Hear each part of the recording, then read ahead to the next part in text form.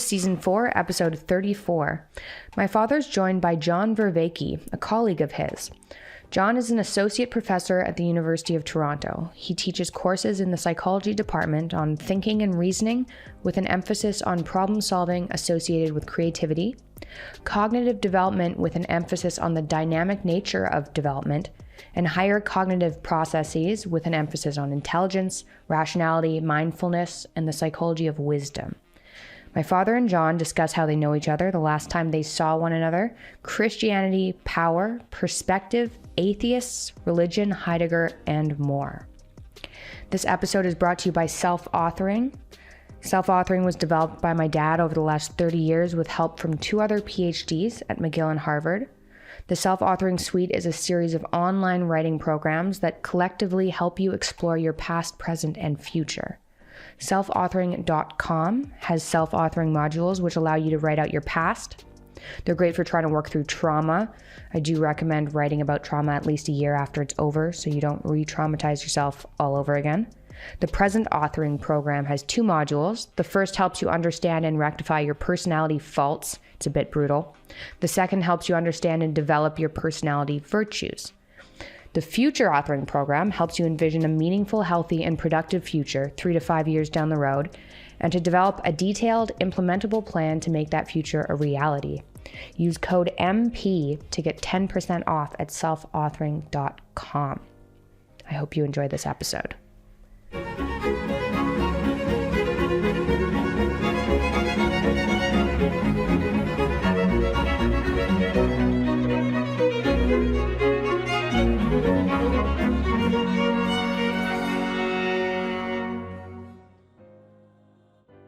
Hello, everyone. I'm pleased to speak today with John Vervaeke, a colleague of mine. He's an associate professor in the teaching stream. He's been teaching at the University of Toronto since 1994. He currently teaches extremely popular and well-received courses in the psychology department on thinking and reasoning, with an emphasis on insight problem solving associated with creativity, cognitive development with an emphasis on the dynamic nature of development, and higher cognitive processes with an emphasis on intelligence, rationality, mindfulness, and the psychology of wisdom. He's the director of the Cognitive Science program, where he also teaches courses on the introduction to cognitive science and the cognitive science of consciousness, wherein he emphasizes 4E for consciousness: embodied, embedded, enacted, and extended models of cognition and consciousness. In addition, he teaches a course in the Buddhism, Psychology, and Mental Health program on Buddhism and cognitive science. He's director of the Consciousness and Wisdom Studies Laboratory. He has won and been nominated for several teaching awards, including the 2001 Students Administrative Council and Association of Part-Time Undergraduate Students Teaching Award for the Humanities, and the 2012 Ranjini Ghosh Excellence in Teaching Award. He's published articles on relevance realization, general intelligence, mindfulness, flow, metaphor, and wisdom. He's the first author of the book Zombies in Western Culture, a 21st Century Crisis, which integrates psychology and cognitive science to address the meaning crisis in Western society. He's the author and presenter of the YouTube series Awakening from the Meaning Crisis. And the meaning is what we're going to talk to John about today. John, do you remember when we met last?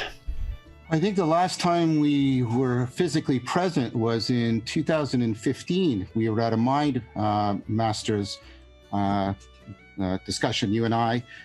It's on YouTube, and we were talking about meaning in life at that time. That was the last time I think we were present together. So that's been six years, man. Yeah. A lot of water under the bridge. That's for sure. Since that time. So tell us about your current projects, if you would. Oh, well, I'm currently engaged in a project of there's 2 projects. One I've just finished, one I'm finishing. One was a CogSci project on consciousness called Untangling the World Knot. And in that, I was experimenting not only with new theoretical material, I was experimenting with a new way of presenting the material. So I presented the material rather than monologically, I presented it dialogically with a friend of mine, a psychologist, Greg Enriquez. And so the material was presented dialogically, and which was very interesting for me because hopefully we can talk a bit more about that. I've been my core project is a project of trying to understand more deeply the process of dialogue and what it does in distributed cognition. The other thing I'm doing. What do you think is the difference between dialogue and thought? I mean, is thought an inner dialogue or trialogue or quadrilogue? Well, that's a really good question, because one of the things that I think we are playing around with right now in the culture is a consideration of whether or not the monological model of thought, which has been very predominant, and the prototypical way in which you present your thought is with the treatise, for example. And we're now opening up to the idea that perhaps thought is more dialogical in nature. In fact, the idea that thought might be, even reason might be more dialogical nature is coming into sort of the mainstream of cognitive science. Well, let me throw an idea at you and tell me what you think of it. It's something I've been working with. We might as well dive right into this. It seems to me that thought has two main components. There's a revelatory component, and that manifests itself most remarkably, I would say, in flashes of insight, but those may be spread all the way out to religious revelation along a similar continuum. So there's a revelatory element to thought, and that's the thought that in some sense springs out of the void. And I think the way that you manifest that thought is by consciously or unconsciously posing yourself a problem. And I think that in some sense it's akin to prayer, although we don't notice that. And maybe that's because we've internalized prayer so deeply, we don't even notice we do it anymore. I mean, people have been praying for a long time, right? So you have a problem, you want a solution, you ask yourself, well, what do you think of this? And then you wait. And then at some point, sometimes when you're sleeping, sometimes when you're awake, I mean, sometimes so powerfully when you're sleeping, it jerks you awake, the answer appears and you think, well, I thought that up. But that's a strange thing to think. I mean, one of the things Jung said about thought was that most people encounter thoughts.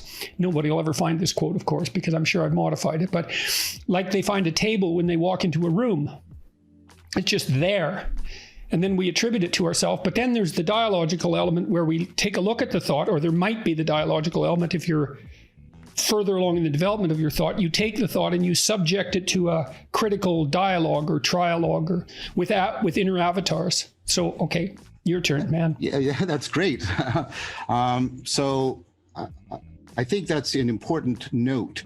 I do a lot of work on the nature of insight, and I think the theoretical argument and the empirical evidence, I think, is converging on the idea that the insight process is, or perhaps we'll just say the insight process, makes use of cognitive machinery that's very different from inferential machinery. In fact, there's times when they can even be opposed or